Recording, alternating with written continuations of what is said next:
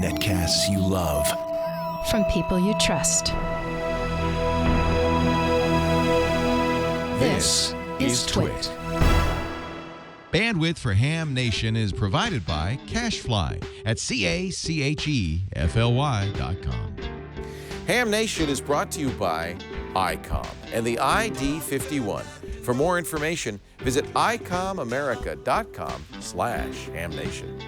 And by Ting.com. Ting is a new mobile phone service that makes sense. Save money with Ting. Pay for what you use. You don't have to have a contract, and there are unlimited devices on a single pooled plan. Great for families or business. To save $25 on your first Ting device, visit hamnation.ting.com.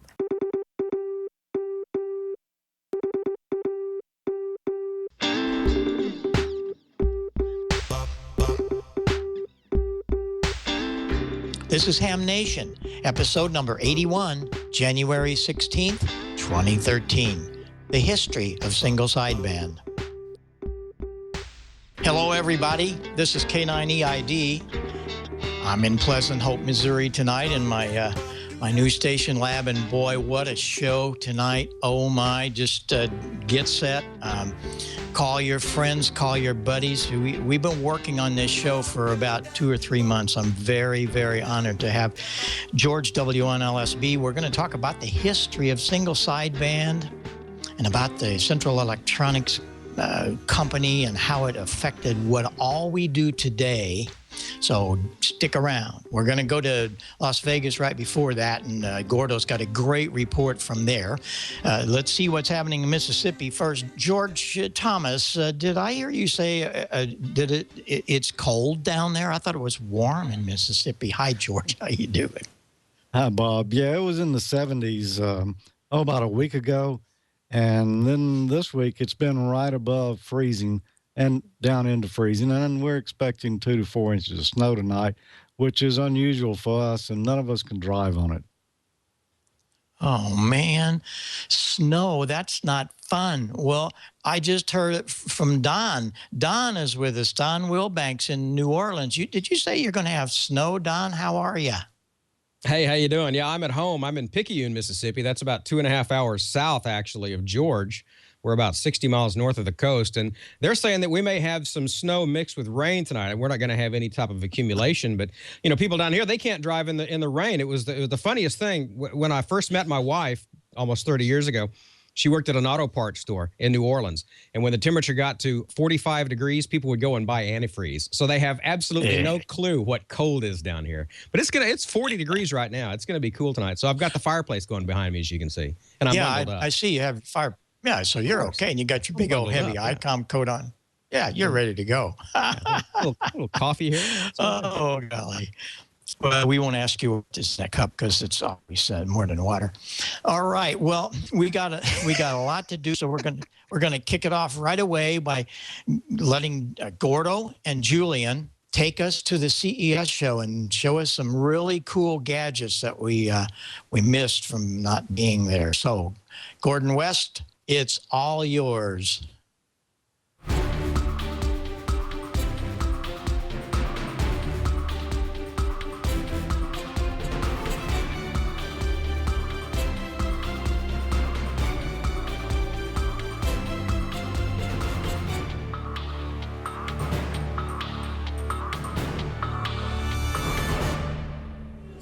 Ham Nation, welcome to the Consumer Electronics Show 2013. Let's take a look and see what is radio related. Nothing beats coming to a ham fest and seeing the gear up close. Better yet, meeting the experts Raj with Alinco, and Alinco is a very popular brand. Well, thank you very much, Gordo. I really appreciate your support for Alinco throughout many years. So Alinco is here to stay and grow, and we will be continuing with the amateur as well as the business commercial radios in the future. Alinco, here to stay. Every ham radio operator operating their gear on alternating current, AC, should keep track of how much current they're pulling, and from kilowatts, the latest that we see here at the Consumer Electronics Show, and that is a digital meter that shows you at a glance how much that big HF transceiver or the small wall wart is pulling. Radio operators are always needing to make sure that their battery pack is charged up fresh. And with individual cells, La Crosse has just the answer. Hi, Mark, how you doing? I'm doing great today. Now, what do we have for a great smart battery charger? Well, what we have here is a battery charger that's more than just a battery charger. We call this the Cadillac of battery chargers because this battery charger gives you the ability to do more than one thing to the battery. Most of the time when we think of batteries, we think about just charging them. Sometimes we want to discharge a battery. We can discharge the battery with this. We can also test the battery. These batteries in this charger that right now are 2,600 milliamps, but are they really 2,600 milliamps? When you have 4 batteries in a pack, Sure. If you have one bad one, that really affects the performance of the overall device. So we can do a charge and test. It'll charge the battery, test it, and tell us what the capacity of each battery individually is. I can also just do a discharge and refresh. So the memory that batteries get, we can discharge the battery and test it, and it's going to keep going through that cycle until it doesn't see a positive gain in charge on the battery. So we can condition those batteries to get back to as close to new as we want. So we can do a charge and test, a discharge and refresh, or a discharge. Each bay is independently operated, so we can do that. We can do each battery a different function on there, and you can see this on the display here where we're doing that. Staying connected as to what's happening at home or aboard the boat, La Crosse again has you covered. What have we got, Mark? We've got a remote temperature monitoring system for your home or wherever that you want to do remote temperature monitoring. This device here, we utilize 2 pieces, or 3 pieces really. The first piece is what we call a gateway. This plugs into the back of your router just using a regular Ethernet cable. As you can see, you just plug in here, and that communicates with our temperature sensor. The temperature sensor, you put this wherever you want to monitor your temperature. And how many can we have? We can have up to 5 different sensors on this particular piece. So once we have this set up, we can then go back out to a web page, which we're showing here on our iPad, but you can also use your iPhone, your Android device, or your computer, so you don't need these. And we can remotely monitor what's going on. So I can see here in my house, which I've got set up, in the garage, it's 43.8 degrees currently in the garage. Burr. Yeah, well, that's why we like Vegas. But we can also set ranges. If the temperature goes too low or high, or humidity goes too high or low, I'm going to get a text message or an email alert letting me know when that happened and what the range was at that point. It's really giving us the ability to remotely watch what's going on when we're not where we need to be. If you plan to do your own installation, and we recommend that, let me tell you, going to the Automobile Stereo Store is the place you're going to find all of the 12-volt gear that you're going to need to wire up your transceiver. Probably won't need big fuses on just a handheld connection, but if you're wiring up a 50-watt dual-band mobile, certainly consider what the Automobile Store has for great fuses. And Auto Store, Auto Stereo Store, even better. Check them out. Everything for 12 volts.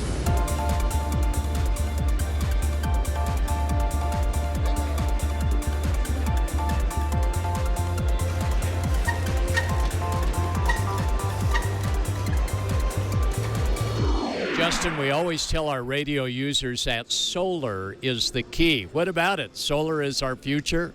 Solar is the future, especially flexible solar and durable solar.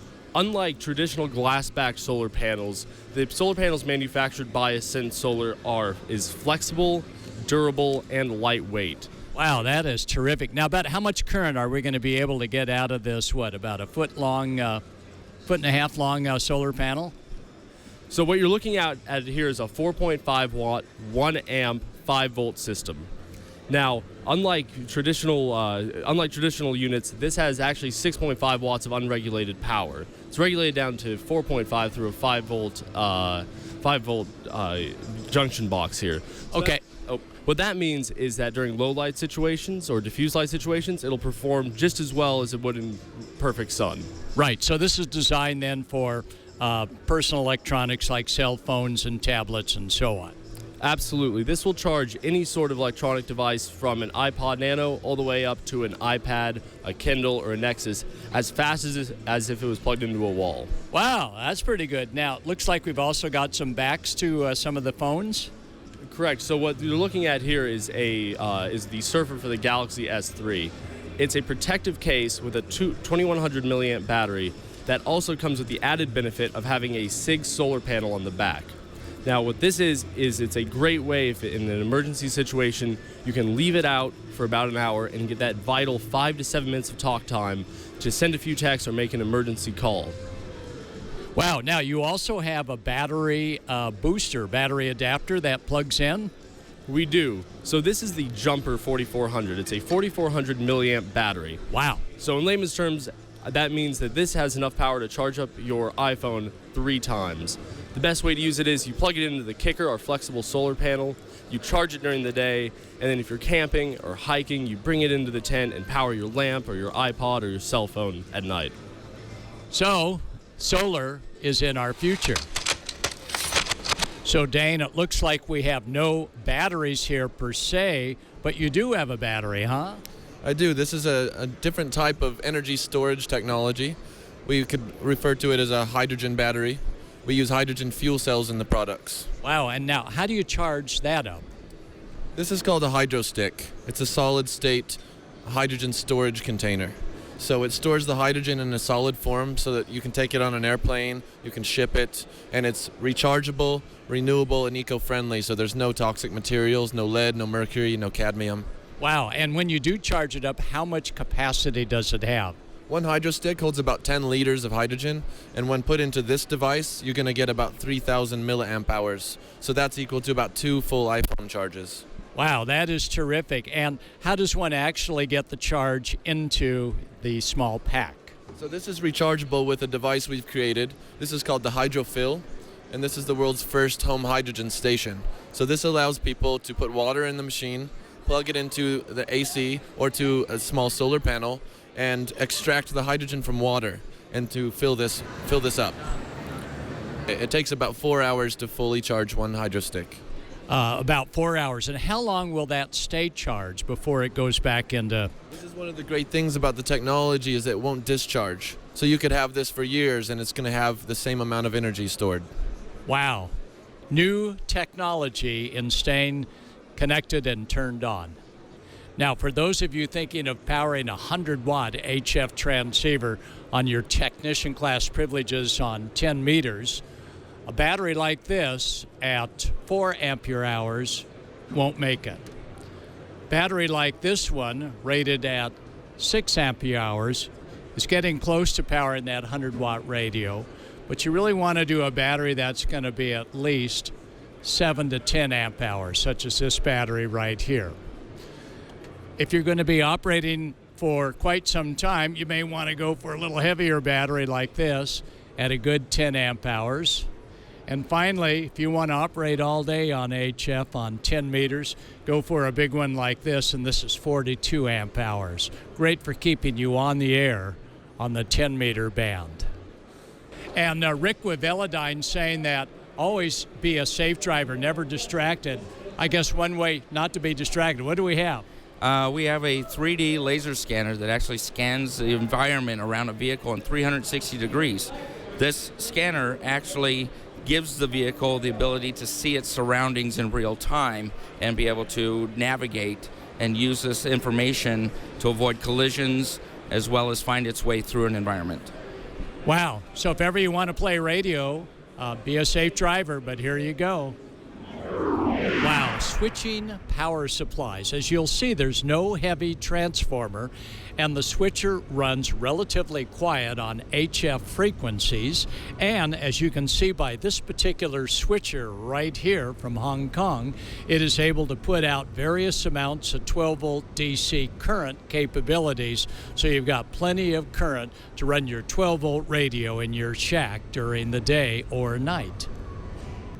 When you're powering your 12-volt equipment, it's always good to know how much voltage you have. And nothing beats a great analog meter movement. And here we see the best of the analogs. And what I like especially are those that have an expanded scale. So when you're drawing 12 volts, you can really see what's happening under current draw. Here's an 8 to 15 volt voltmeter, and nothing beats the expanded scale. Either you're good and full, or you run out of voltage and you are on empty. Every ham needs a good multimeter, because that multimeter is going to get you out of all sorts of electrical jams, because you know what's happening.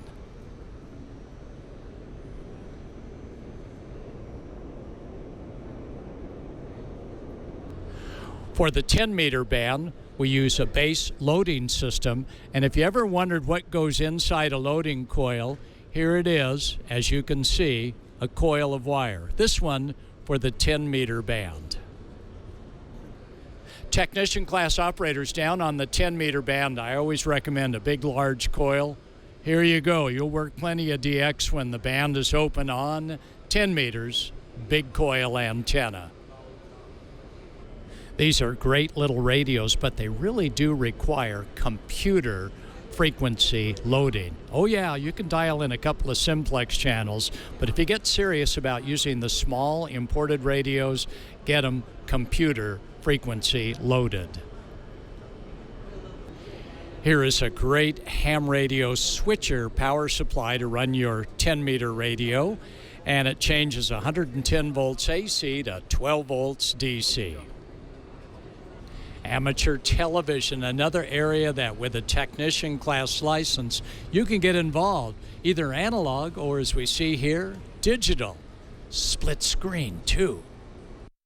So today we're examining George's smoke and solder job under the microscope, and not bad at all. Let's take another look at one of his circuits, and yes, he got it nailed perfectly. Let me go ahead and fix the focus here.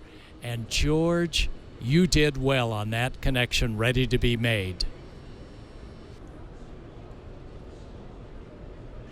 And digital meters, if you're doing a lot of technical work and you really need to see 1/10 of a volt, this is the way to go. Plenty of choices on digital volt, ohm, and amp meters. So live and direct, this has been your CES report with Julian behind the camera lens, Hannah also behind the camera lens, and old Gordo. Thanks for coming along to Consumer Electronics Show 2013, Las Vegas, Nevada. How wonderful. Those guys are the real pros at doing this. Gordo's been doing it for a long time. And now we got Hannah and Julian, N3JF, in there behind the camera. Wonderful guys and gals. That was just super duper. So we will continue sending you to those places. Great job. It was wonderful. Good stuff. Somewhere through that, I was reading my favorite magazine. Got it today. Look who's on the front cover.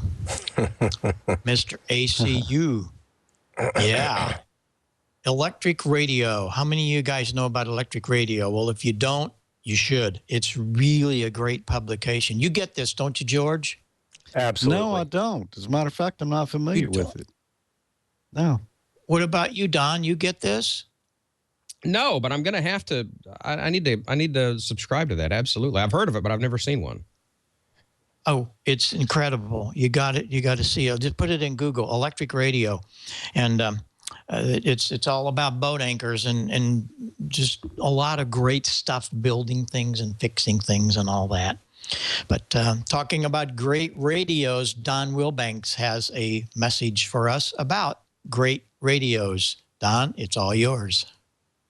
Yeah, you know, I'm bundled up tonight in the Icom jacket, and Icom, of course, is known for great radios, and of course, we all like new toys, being into ham radio, and the wait is almost over. There have been ID-51 sightings, and I understand that it has now gotten FCC approval, so you will be seeing the ID-51 from Icom for sale very, very soon, and this is an exciting little radio. Now, what's cool about this, it is a handy-talkie. It is a true 5-watt dual band handy-talkie. It is an APRS radio, or a D-Star rather. The user interface is the same that they introduced on the ID-31, which dramatically simplified D-Star. It has an internal GPS, so no having to have some goofy little thing that plugs into the top of the radio or whatever. The chip is internal to the radio. It's built-in. Built-in D-Star repeater directory and a near-me repeater lookup. What does that mean? That means that you load up all the D-Star information is already in there, and you hit the GPS, and it finds the D-Star repeaters near you and loads them in, and you're ready to go. Also, there is a lithium-ion battery pack that charges in 3 hours. I remember the old days. Well, I'm going to use my radio for the Hamfest. I better plug it in tonight. No, you plug it in 3 hours, it's done. You can charge that thing on the way to the Hamfest if it's a long drive. There's a broadcast radio with us, too, with active band mute. That means you can listen to your ball game or your talk show, or whatever it is you want to listen to on the FM broadcast band, while you're monitoring 2 receivers. You can monitor the VHF and the UHF side while you're listening to whatever it is you want to listen to on the broadcast, and the game or whatever you're listening to on broadcast will mute when either of the other 2 receivers come active. What that means is, if you're sitting there, say, listening to whatever while you're doing communications for your marathon or your bicycle race or some other type of public service, you can enjoy that and still not miss any of your tactical calls. It's great stuff. Also, talking about at CES how some of these small radios are really, really, really hard to program. The programming software comes with this radio. It is included in the package. So you've got dual bands at 5 watts. You've got the same easy interface that they introduced with the 31. You've got the internal GPS. You've got the built-in D-Star repeater directory, the near-me repeater lookup, the 3-hour charge, the broadcast receiver with the active band mute, the free programming software. It is the whole package. This is the ID-51 from Icom. And Icom makes great radios. I first was familiarized with Icom back in '95. One of the first radios I ever owned was an Icom radio. I love Icom radios. I love them all, but Icom is just, it's so hard to beat. And you need to get involved in the Icom experience as well. Make sure you visit IcomAmerica/HamNation.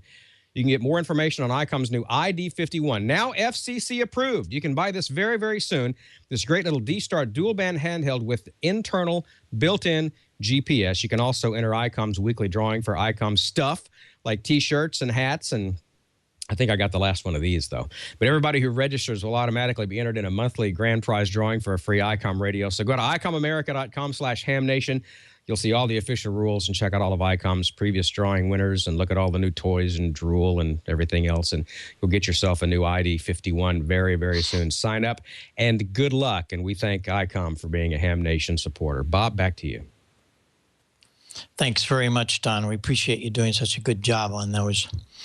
Well, we've been working on this for months, and it became such a major deal for us working on this. We're going to split it up into 2 parts. And tonight I'm bringing one of my good friends and a friend of ham radio and all about good old boat anchors with us. And George has some incredible history. We thought we'd bring in the history of single sideband and where it started and how it led up to where we are today. George, W1LSB, thank you very much for being here. Well, good evening, Bob, and thank you for having me, actually. It's quite a pleasure to join you and the Ham Nation viewers tonight and the rest of the crew. You know, you talk about sideband and the history. Actually, I've been fascinated by the subject for quite a long time. I first got licensed in 1958. K1GXT was my call at the time. KN1, actually. I dropped the N1. I got a technician class license. But at some point, I heard sideband. And by the time I figured out how to decode it or demodulate it, better yet, on my HQ100, I was hooked. It was just something that fascinated me, not to the exclusion of AM, by the way, but it just fascinated me a little bit more. So over my ham career, I've made more of an effort to learn more about it, and much more so recently. And that was probably brought to a head last year. You mentioned the Central Electronics meet, and I know Nick is going to join us at a later date to talk about that more in depth, but it was quite a thrill to meet Wes Schum, who was really one of the the originators of sideband in the hobby. But anyway, let's get to the, does anybody know when sideband originally got started and who invented it? I think it's been published a few times, but if you can go to the slides, it dates back to 1915. A fellow by the name of John Carson, not the comedian. This guy was far from a comedian. He actually got a BS degree at Princeton and wasn't really through at the time. He decided to go on and study a little bit more, came up here to Boston, attended MIT for a little while, went back to Princeton, where he graduated with a master's degree in electrical engineering, and he actually stayed there for a couple more years as a physics instructor. Along about the end of 1913, AT&T knocked on his door and offered him a job. Well, he took it, and thanks to us, or thank you to him, we have something to talk about. Carson was really a brilliant mathematician. He developed a model for eliminating the carrier and suppressing a sideband, and he patented it. Now look how long it took for that patent to go through the process. It was filed in 1915 and didn't get granted until 1923. Of course, anybody that's been involved in FM systems has heard of Carson's name for Carson's rule, which basically states that the bandwidth occupied is equal to twice the deviation plus the frequency, highest frequency of modulation. In this slide, we're looking at Mr. Carson's sideband designs. On the transmitter, it's pretty obvious that he's got a microphone. Actually, this is a diagram right from the patent. You'll see a microphone on the lower left-hand side, a carrier oscillator up on the top, and a balanced modulator. Yes, a balanced modulator, followed by an amplifier. But hey, where's the sideband filter? We'll get into that later. On the receiver, figure 2, an antenna, a coil, an amplifier, a carrier oscillator, a reinsert oscillator, and a simple amplifier. There's some moving parts that are really missing from the diagram, but you get the general sense that this was how it worked. So moving on, Carson's design did have a weakness, and that was when you read the fine print in the patent, you realize that yes, he could suppress the carrier with a balanced modulator. He'd figured all that out. But the way he tuned out the unwanted sideband was to very carefully tune the antenna, believe it or not. It was done between the transmitter and the antenna. In the antenna, the ACU, talk about ACU, the antenna coupling unit. But remember the frequency these folks used back in those days. Carson was more of a fellow who cared about RF, and the RF frequencies they were using were down around a couple of hundred kilohertz. So getting a high Q tuner wasn't such a big deal. But when you moved up on frequency, you had a lot of problems. So eventually, good sideband filters came along. There were 3 different types, the constant K, the M-derived, and eventually a fellow by the name of Walter Cady came along with a crystal resonator, and a second gentleman by the name of Lloyd Espenscheid put it to work and came up with a lattice filter. And that really cemented filtering sideband. Next slide, please. The phasing method of sideband was developed by none other than Ralph Hartley of the Hartley oscillator. This is a little known fact, and it actually, if you look at the patent, it doesn't say anything about sideband, at least not in the front end of it. It just talks about a modulation system, so it's easy to miss. Hartley was quite a well-educated guy, but he came along, well, I'd say 10 years after the original patent that was filed by Carson, and he filed his phasing method. Let's take a look at what he did. If you start on the left, you'll see the familiar carrier generator going through some phase shift networks and an RF generator going through some phase shift networks. Dual balance modulators, dual amplifiers.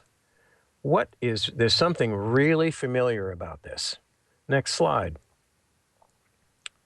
Well, when you bring it forward and bring it up to, let's say, the early 1950s, it's identically the same circuit or the same philosophy that was used to develop the central electronics exciters. An RF source that's shifted and an audio source that's shifted, through double balance modulators, and that produced single sideband. It's easy to understand how filtering sideband is done. It's not so easy to visualize how phasing sideband is done. So let's take a look at that. In the top diagram, you can see we have a carrier, just an ordinary carrier with upper and lower sidebands, AM for all practical purposes. On the right-hand side, carrier B is identically the same as carrier A. The only difference is that the audio coming out of it or going into the carrier has been shifted by 90 degrees. So that the sidebands are shifted by that same amount. Now, on the lower diagram, we have identically the same conditions, two carriers, except this time we're going to shift carrier B by 90 degrees as well. Now remember, carrier B had its audio sidebands shifted by 90 degrees, and now the carrier's been shifted by 90 degrees. And in the next slide, this is where all the magic happens.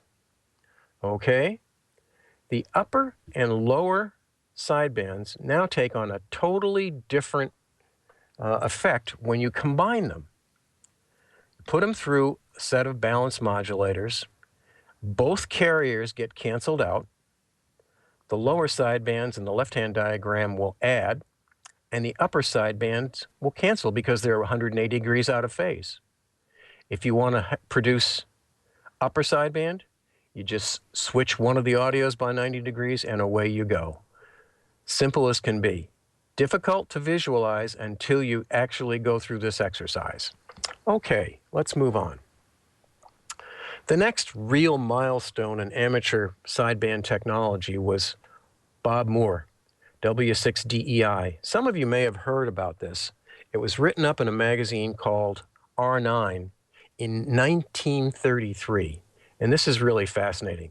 This guy was a member of the Caltech Radio Club, and he actually published the first article that I've ever found about sideband.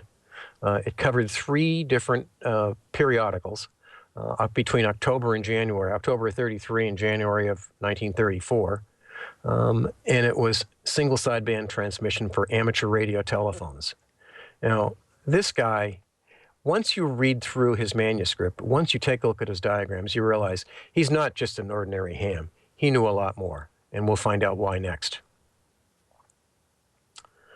Look at the design. He starts off with a very low carrier, 10 kilohertz, a balance modulator, a filter, another balance modulator. Actually, he's calling all of these balance modulators in his publication, but they're mixers, in essence. This is a double conversion, single sideband, filter transmitter designed in 1933.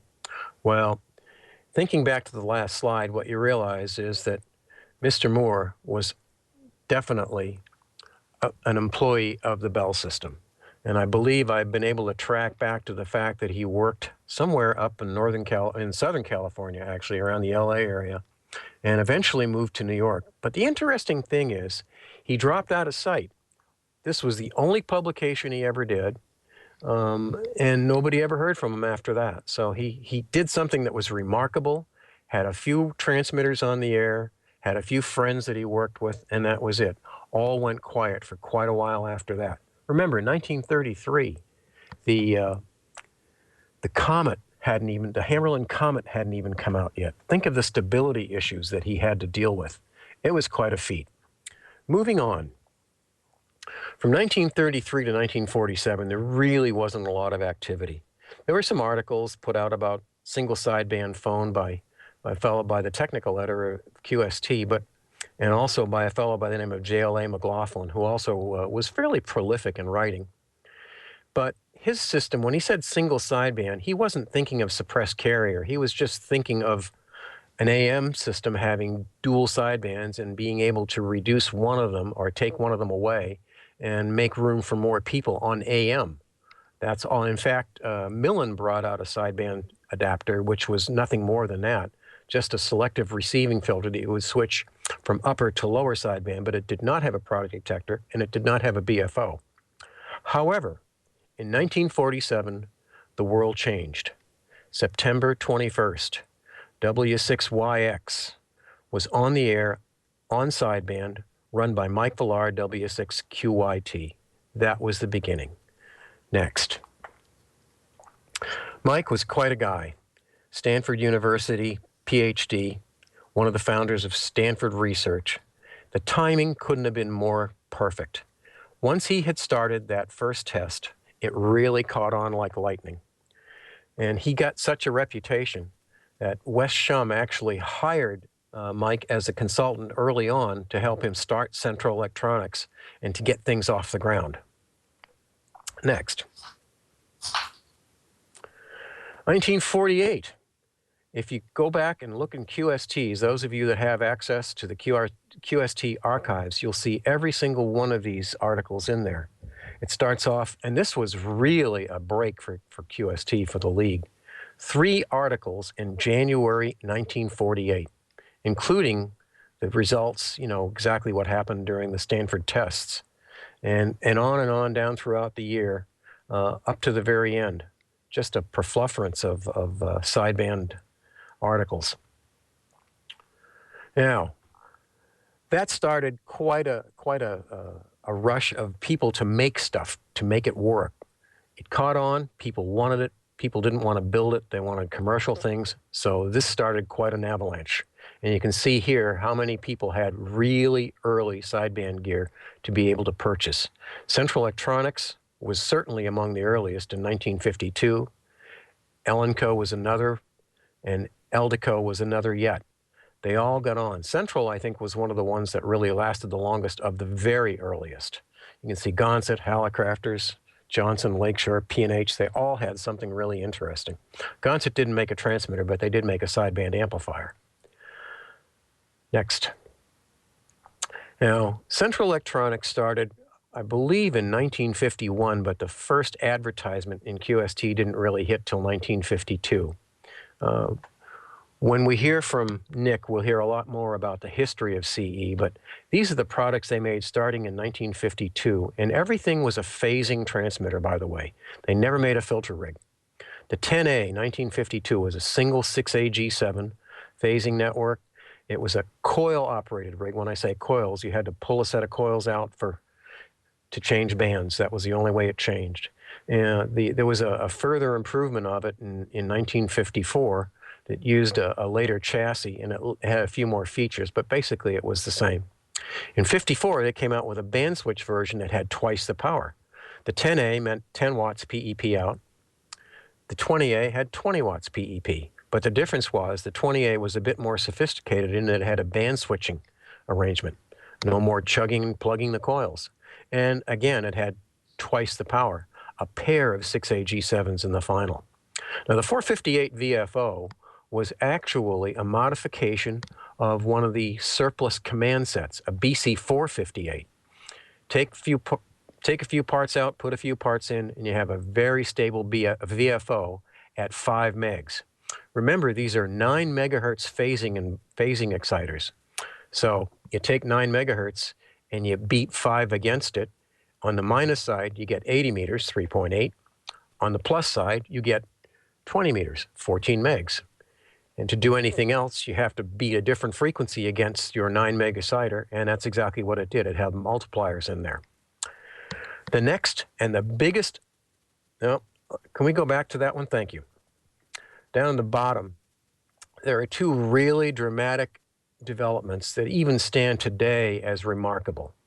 The 100V exciter, you take a look at it, that's all you had to do. There was no tuning. You'll see on the left there's an audio gain. You can see the band switch, and you can see a few other controls, but you can't see a load and dip control. There's a couple of little doors there in the bottom. They have things like mic gain, power control, power output, etc. But the function switch, the calibration set, it was full broadband on every band, 10 through 80, and some of them even had 160 in there. An amazing, truly amazing 100-watt transmitter. The other amazing thing they did was to come up with a 500-watt, actually it was a 600L, 600 watts input with a single 813, fully broadband linear. Bob made a comment the other night. It has two knobs, a band switch and a meter switch, and that's it. Put 5 or 6 or 7 watts into it, and you get an input of about 500 to 600 watts. It's an extremely well-built linear amplifier. It's got automatic VSWR protection, automatic plate current protection. It's built like something that came out of the factory just a couple years ago in terms of its capability and its features. Okay, now we can move on. Now, to go with these transmitters, Wes built an awful lot of different accessories. The scope. This was a monitor scope that went in line with your exciter and your amplifier and ran a comparison. So you could take a look at the envelope. You could take a trapezoid or an envelope pattern and look at it and get a really good, careful look at your modulation. The 10-meter adapter in the middle was for the CE458 VFO to give you 10 meters with a very stable crystal oscillator in there. A compression amp, a Q multiplier. The sideband slicer was really very common and very popular. There were two models, the Model A that didn't have the Q multiplier and the Model B shown there with the Q multiplier built in. And they were built for 455 kilohertz IFs. If you didn't have 455, you had adapters that would mix up or down to give you the 455, like the APs. Okay, next. Now, just for comparison, this was the only phasing receiver adapter available. It was a GE design, and it was something that Wes built a later design around, not exactly this model, but a slimmed down version of it. This was designed by Don Norgard, W2KUJ, who worked for GE. But look at that price. In 1948, you would have had to pay $275 for this sidebanded selector. It was synchronous, by the way. There is a synchronous button on it. But by comparison, an HRO7 was a little over 300, a 129X just a little under 200. And the infamous, or famous actually, SX42 was only a few dollars more. So to get on sideband and to do it commercially was going to cost you some money back in those days. Okay. Now a few thoughts about Wes to wrap it up here. In my humble opinion, in those days, in that time, Central Electronics made the most sophisticated single sideband exciters you could buy. Sure, there are a lot of competitors out there. At the little meeting we had, I asked Wes who he was most afraid of as competitors, and he said, I wasn't afraid of any of them. And you know what? He was right. He was right about phasing. If you look at QST articles, last couple of years, you see phasing is coming back. Look in the web, you'll find a couple of different exciters. QRP phasing exciter. Some of the biggest names in amateur radio are now using phasing generation. And that just proves to me that Wes really was right. And to wrap it up, I'd just like to personally thank Wes and all the people that are still out there that worked with him to help bring the hobby to where it is now and make a difference.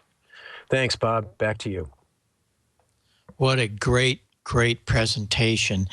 That's so great. And I know all the guys in Texas. I just got off the net before this with K5LYN with his 200V, and he runs a net. Everybody should write this down, 3870 on 75 meters at 7 o'clock on Wednesday night, right before Hamvention, and on Sunday, 14292.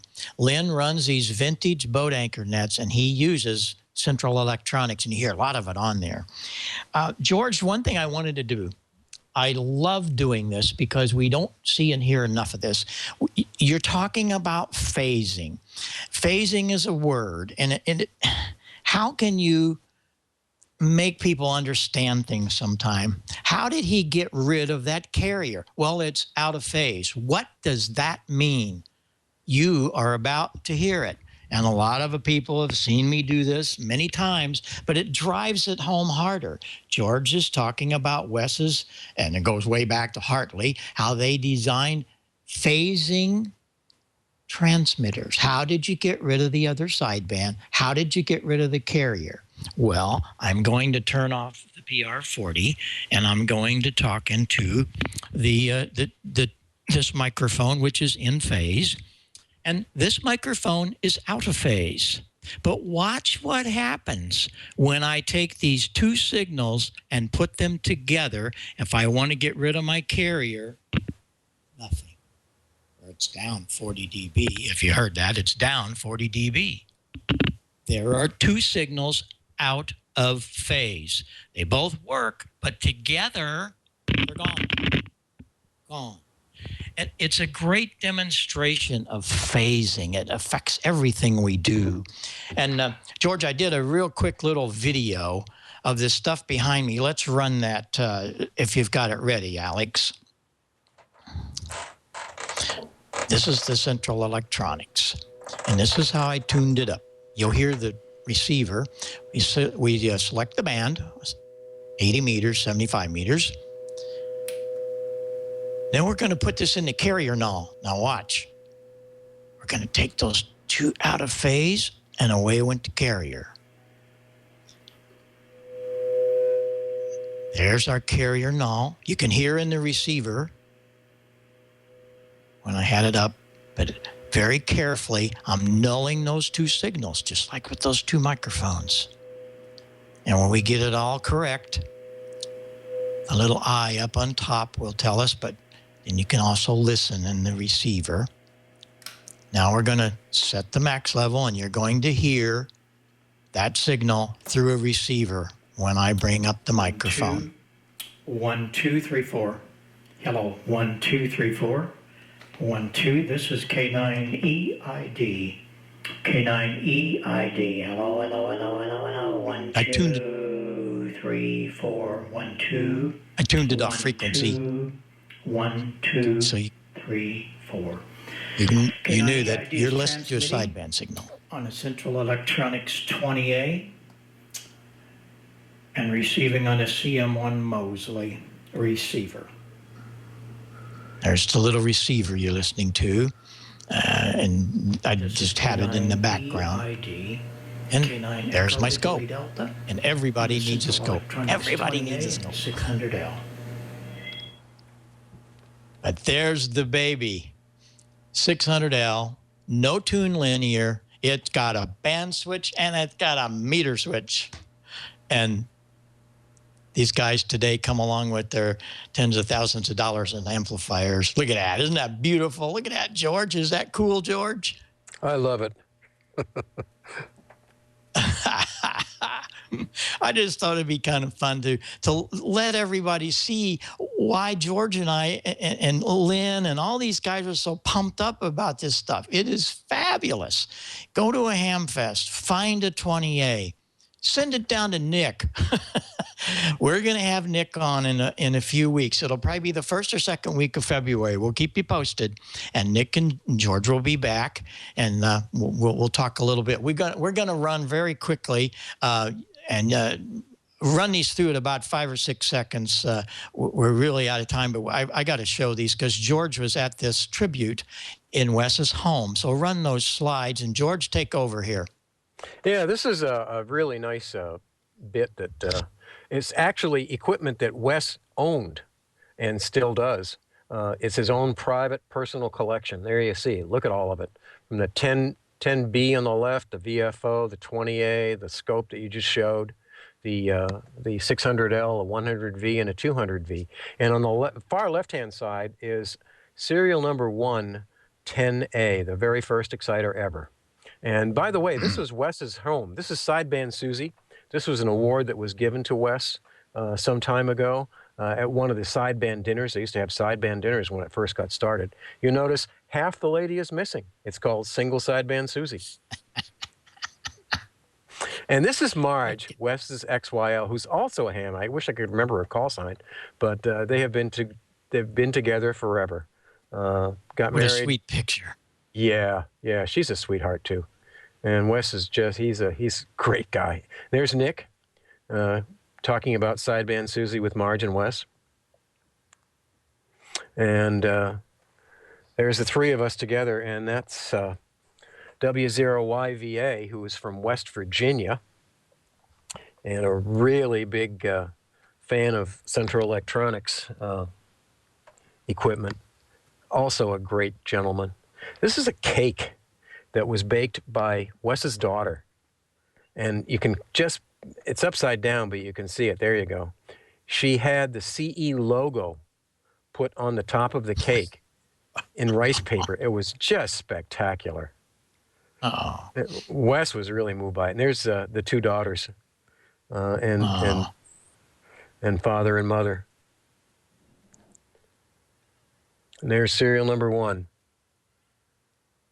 The original 10A, and a rack mount job too, by the way. You don't see too many of those. You guys couldn't get that away from him, huh? I think not. George, this is wonderful. And this is only the beginning. We're going to come back. There's chapter 2, maybe 3, 4, 5, who knows? But thank you very much. You did a lot of work to put this together. I appreciate it. The chat room's going crazy because this is what ham radio is to me, to you, and many, many, many thousands of people of collecting these things and making them happen. And we're going to do more. We'll see you on 20 meters. We'll probably see you on the Vintage Net of Lens on Sunday, 14292, or wherever. So, yeah, thanks so much, George. 7-3 to you, and we will return. Thanks, Bob. Appreciate it, and really nice to join you. Okay. Well, how cool. How cool. Well, we got to get going here. Don, you got some news of what's happening today. So let's hear what's going on in Newsline. Let's do it. Roll the video. From Amateur Radio Newsline Report number 1848, these are the Ham Nation headlines for Wednesday, January 16, 2013. The ARRL reports that a commentary deadline of February 25th and a reply comment deadline of March 27th have been announced for rulemaking dealing with ET docket number 12-338. This measure deals with implementation decisions of the 2007 World Radio Communications Conference and certain other changes. Now, while most of the 130-page notice does not directly affect the amateur and amateur satellite services, 2 sections are of particular interest to the ham radio community. Skeeter Nash, N5ASH. Specifically, the FCC proposes to upgrade the amateur service allocation in the upper half of the 160-meter band at 1900 to 2000 kilohertz from secondary to primary, while deleting the existing allocation to the radio location service. This is possible because the new reaccommodation of radio location stations displaced by the expansion of the AM broadcasting band to 1705 kilohertz has been completed, and there are no non-federal radio location stations licensed to operate in the 1900 to 2000 kilohertz band. WRC-07 created a new secondary allocation to the amateur service at 135.7 to 137.8 kilohertz that already has been implemented in a number of other countries.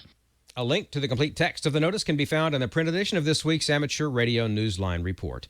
A 12-month celebration of the founding of the Radio Society of Great Britain is now underway. Jeremy Boot, G4NJH.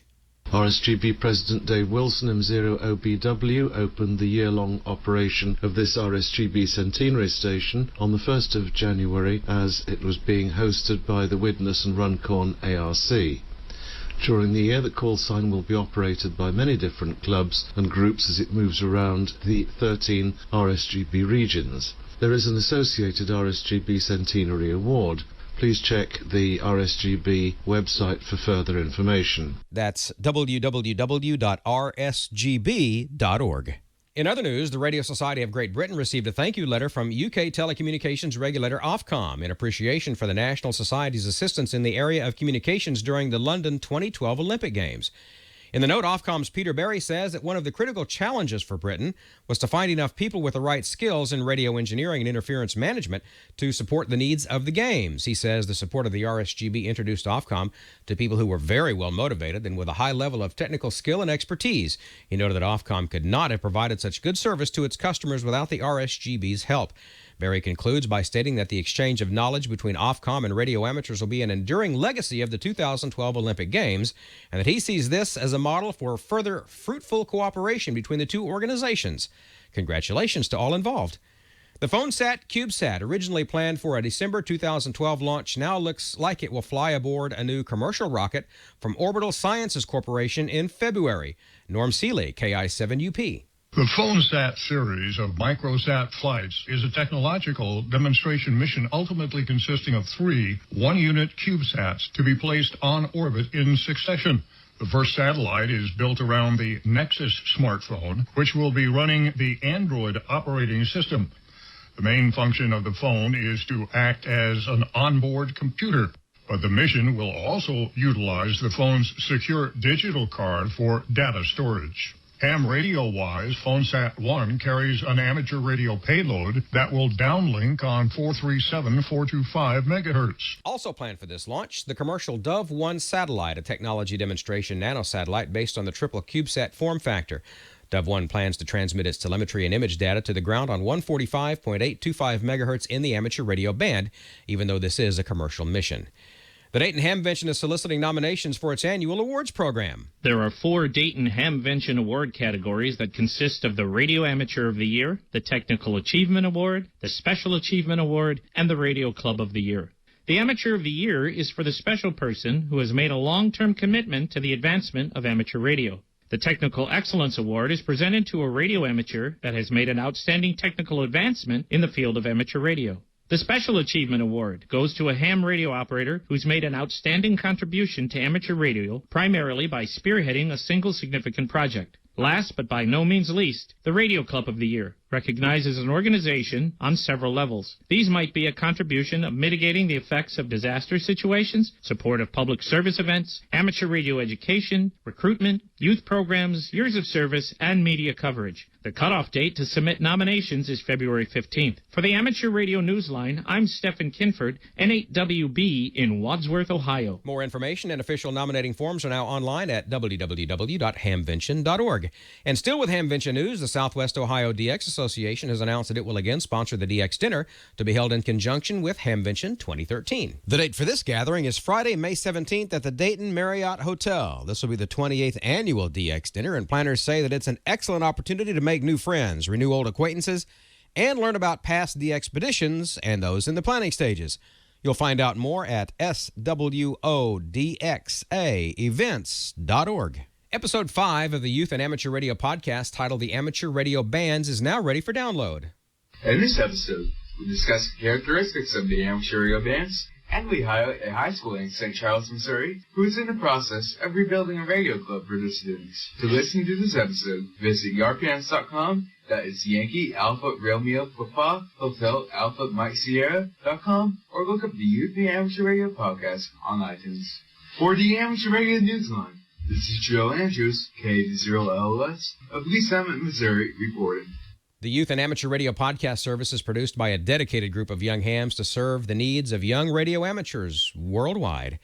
And that's all from the Amateur Radio Newsline, your independent source for amateur radio news, brought to you each and every week for 35 years and counting at www.arnewsline.org. I'm Don Wilbanks, AE5DW73. We'll see you next time here on Ham Nation. And there you go. Thanks. This has been a master's level course in ham radio history tonight, Bob. This is a great show. Back to you. Thank you very much. Tom, KF4UTH, in the chat room said it best. This is the spirit of amateur radio. This is what we went through to get here where we are today. I was blessed and fortunate enough to be there when all of this was happening. That 20A behind me, I put together as a kit. I wanted to build it. You could buy them as a kit. But really, another thing, I couldn't afford the whole built one, so I built the kit. There's a big story we'll tell you when Nick's here in a few weeks. He totally restored it for me, but that was my college education, learning about phasing and all the things we had to do. Oh, Tom, you're right. It is the spirit of amateur radio. And it continues down in Mississippi. George, let's continue on with some of the soldering techniques. Okay, Bob. I recently got into a discussion with a bunch of guys on a subject here. I didn't know if I could pull this off or not, but we'll just mark it down as another experiment in solder. Alex, if you'll run the video. This week on Smoke and Solder, we're going to try another one of those crazy solder tricks and see how it turns out. There's been some discussion recently on the Amateur Logic Facebook group about homemade solder paste. apparently there's people doing it. So we're going to give that a shot. Now, I've used solder paste from Cash Olson here in the past. This is Kester Easy Profile 256, and I have had real good luck out of this. I bought a syringe several years ago, and it's got me through a number of projects, and it looks like I've still got a fair amount left. It's several years old. I keep it in the refrigerator, and it still works as well as it did when I first bought it. But we're going to try rolling our own today. Wow, man. And see how that turns out. We're going to need a couple of things to do this with. First, we're going to need some solder flux paste, which you've seen me use that plenty before. And we're going to need some ground or shaved or filed solder. I didn't want to really do any filing in here, and I was thinking I had seen something like this somewhere. And you may remember recently I bought this soldering tip cleaner. Well, I'm happy to report that I'm pleased with it. It does seem to work well.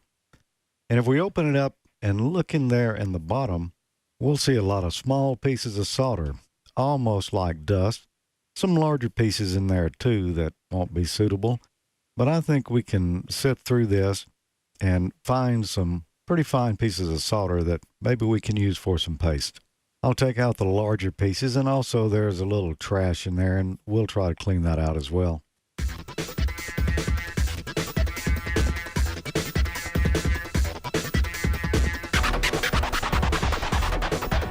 You know, this process seems vaguely familiar.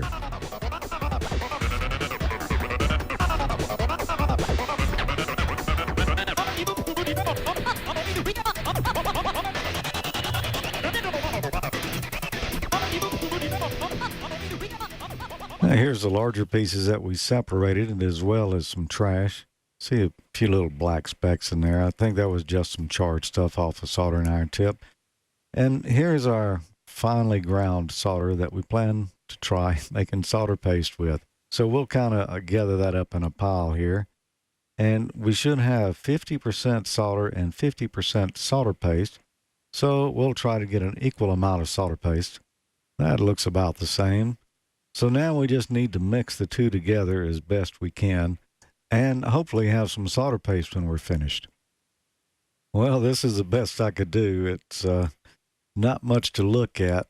I have my doubts on it.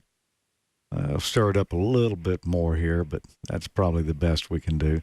I've got a little 0.1 microfarad chip capacitor here, and we're going to try to solder that to an old board I've got. This is not really made for surface mount work, but we've got a couple of traces there that are about the right size apart.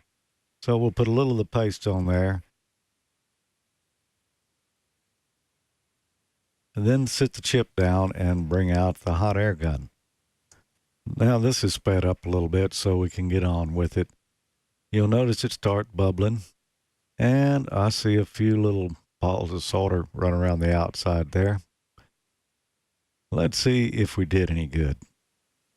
Well, I think I'm going to keep buying my solder paste. Maybe somebody else can make this work. Well, we'll chalk that up as another failure here in the Smoke and Solder Laboratories. Bob, that just didn't work out for me at all. Well, yeah, but see, that's really cool. You show everybody not everything we do works, you know, the first time. But when you come back the second time, it will work, or third time, or fourth time. Oh, boy. We just love your experiments, George. You're giving some things away also, right? Yeah. You know, last week we had a question. Which of the following can be the result of an incorrectly adjusted speech processor? A, distorted speech, B, splatter, C, excessive background pickup, and D, all of these choices are correct. And we had a winner, and that was Gifford Massey, W0LEX, and he had the correct answer. He said that it was D, all of the above. Congratulations, Gifford. You've won the general class the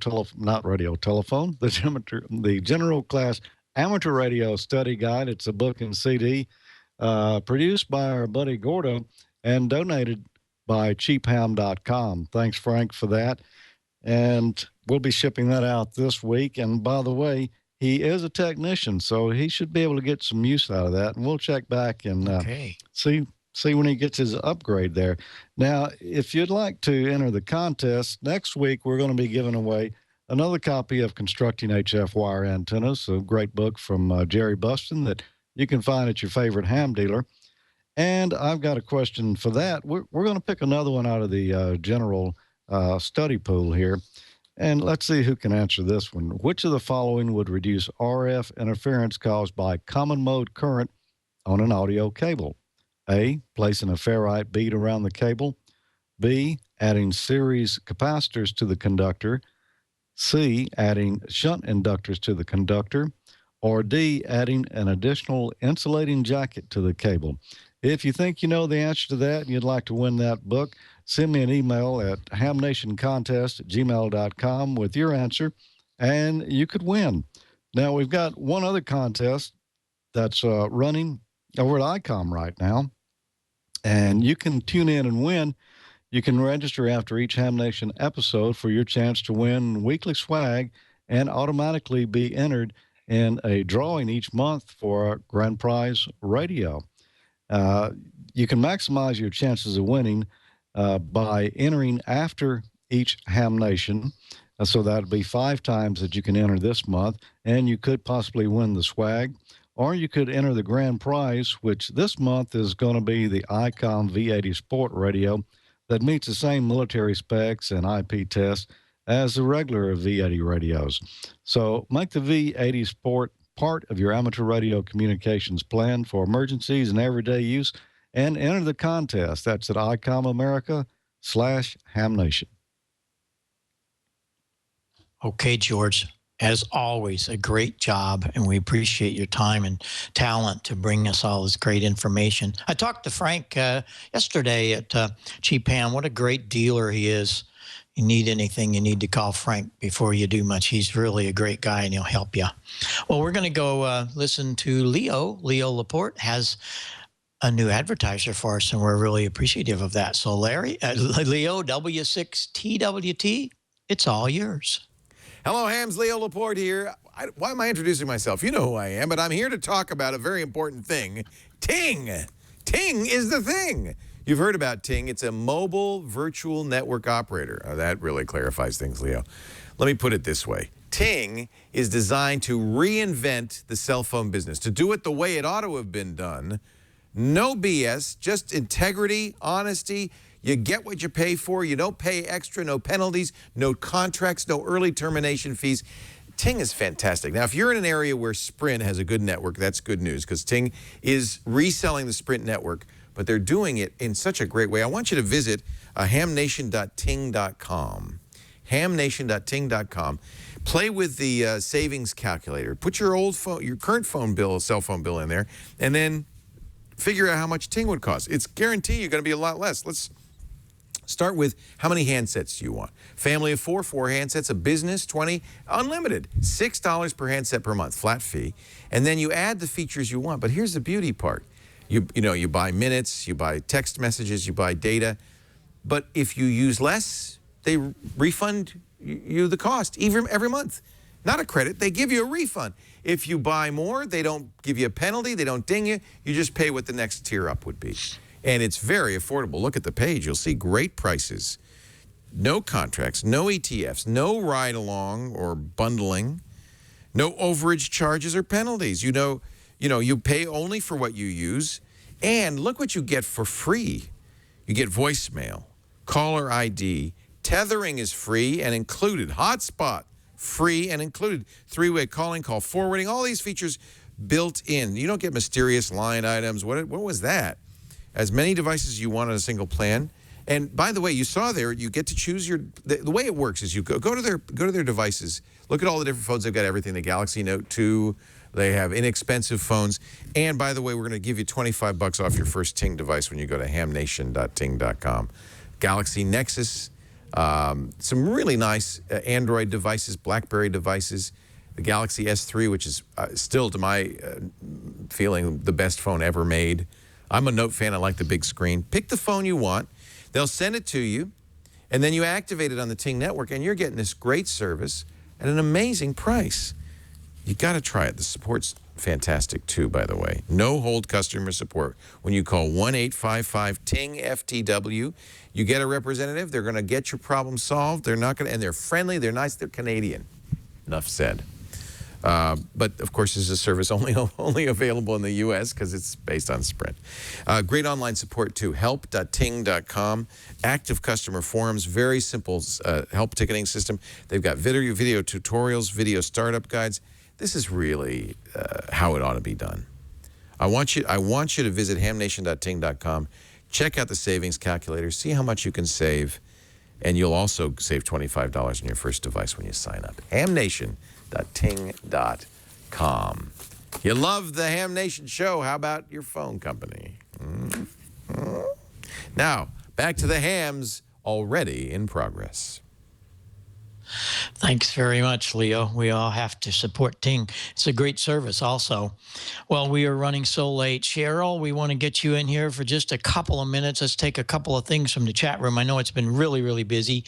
And let's see what you got. If you got a couple of really important things there from the guys and gals. How you doing? Good to see ya. Good to see you too. Hi, Bob. Hi, everybody. Welcome. I got your questions. I'm very happy to see everybody in the chat room tonight. So let's start. Of course, Bob, I'm going to start with you. I have KD0COR. He wants to know what mic you're using tonight. What microphone? Oh, it's a PR40. Yeah, PR40 tonight. And works great on AM, sideband, FM, and, of course, on all of Leo and over 1,000 broadcasters. It's a great microphone. Thank you. I have one, too. I like it a lot. And thanks for the answer. And there's another one, N0GHS. Bob, what antenna do you use on 40 meters and 75 meters? Tell us about those antennas. I think I might know, but I'd like to hear it from you. Well, you need to go back and look at program 63 or 65, some of those. They're coaxial dipoles, MIT designed dipoles from IAS. Great antenna builder of coaxial dipoles. But I have, there's 4 of them out here in the meadow for 75 and 40. I have 2 of them are phased on 75, 2 phased on 40. And then I have an Omni one on 80 and an Omni one on 40. They really play big time. So go check that out on program 63. And while you're at it, everybody needs to know, we need to invite our friends to go back and watch some of the replays, because that's how things count for Leo. It's amazing, but just watching it here doesn't always count, and you need to go on the replays, and we bring the counts up for Leo, and it helps him. But go back and look at that program 63. There's some really good information there. Thanks, Cheryl. Great. I just wanted to answer this for KC9UDA. I promised him an answer, and I'm going to try and tackle this one myself with a little help from K9LPK. He says, I'm getting a new vehicle, and I found out it's made of plastic. How would I mount the antenna? So here's the answer to this one. Mount it to the fiberglass and run a bonding ground from the shield to the base of the antenna, as short as possible, to the frame of the vehicle, and use a stainless steel or preferred copper 1-inch wide minimum braided wire. Ground your engine to the frame, ground your exhaust to the frame, bond all metal together to the frame, and that should really pretty much handle it for you. So no worries there. Just make a nice, strong mounting job to that fiberglass / plastic, whichever the case may be. I think you're talking fiberglass, but that's that one. And I wanted to put this towards George, if he's still on here. It's KD6AXQ Dennis. George, if you're there, yeah. Can you tell us... it says, George, is how do you inject solder paste into a PL? If you do inject solder paste into a PL259, would it make a good connection or not? I don't think I would do it. Solder paste is kind of expensive for that type of soldering, and I believe it melts at a lower temperature. So if you're running any power, you might, you shouldn't, but it's possible you could get that a little bit warm, and you wouldn't want the solder melting out of your PL259. But to answer the question, yeah, it probably would work, but not the best solution. Thank you for your answer. You need one of these guys, Cheryl. This is what you need for PL259s, right, George? That's it. Is that the Mondo exactly soldering gun? I bet. Yes. Looks like it. And I think this one's for you, Bob, and I think we'll wrap it up with this. I know we're kind of short on the time frame here. So N3JPW Mark, he says, what's your favorite antenna tuner and why? Oh, no. I hate antenna tuners. That's why I use coaxial dipoles. Antenna tuners just soak up your power and fool. Oh, I have to have a whole program. Don't get me started on antenna tuners. Really, I'm serious. You shouldn't need an antenna tuner if your antenna is broadband, and coaxial dipoles are broadband. I have less than 2 to 1 from band edge to band edge on 160, 75, 40, all of those bands because of the MIT designed coaxial dipole. So you don't need an antenna tuner, and it's not going to suck up your power. It's I know a lot of guys. I want one piece of wire to do it all. Really, take another look at that because you're really wasting power with an antenna tuner. Good topic, and it's a good place to start arguments, Cheryl. But I didn't mean it that way. You know that. But can you take one last one? It's perfect for you. It's about a microphone, yours. So what is the difference? What's the difference between the ideal mic for single sideband and the ideal mic for AM, FM? Is there a difference? Just curious. No. That's what they want to know. No, shouldn't be. No, you can do one microphone does it all. And because your transmitters today have equalization in them, and you can equalize and balance. That's a problem. A lot of guys don't understand balancing, and we need to probably get into that one of these nights. But no, one microphone works good, and we prove that every day here on the bands. That's what all this stuff behind me is about. So there you are. Well, thanks, Cheryl. We appreciate you watching. I want to add one quick thing, Bob, if I could. One microphone is enough, but it's more fun to have two, like me. I have two Heil microphones. So there you go. Thanks, everybody. Have a great time. We'll see you next time. Like you say, why do you need all those radios? Because I need them. Thanks, everybody. This was a very, very informative show. Go back and look at the replays. Pass it on to your clubs. Think about it. Wouldn't this be a great club meeting presentation? And I do a lot of club meetings. Gordon does some. George does some. We'll be doing one in Texas Friday night. We do ham fests where they put up a big screen and bring George or Gordo or I. Think about it. What a great way to bring more programming of interest to your club. And we can do it with Ham Nation. We can do it with Skype. It's a wonderful thing. Thanks, everybody. We appreciate you being here. George W1LSB, you're just a delight and such a scientist of single sideband. A couple of weeks, we're going to have him back with Nick Tusa, and we're going to talk all about the guy that invented single sideband for ham radio. So we have had a wonderful night. 7-3 to all. We're going to dial over to 7268 and see if the guys are on 40. They might be a little high to low, depends on what's going on. We'll definitely get down to 3850 with Cheryl and her gang. So see you later. In the meantime, I'm going to go read the rest of my new electric radio. And thanks to Ray and all the guys that put that magazine together. Talk to you next week right here on the Twit Network. Ham Nation, this is K9EID. Bye-bye for now.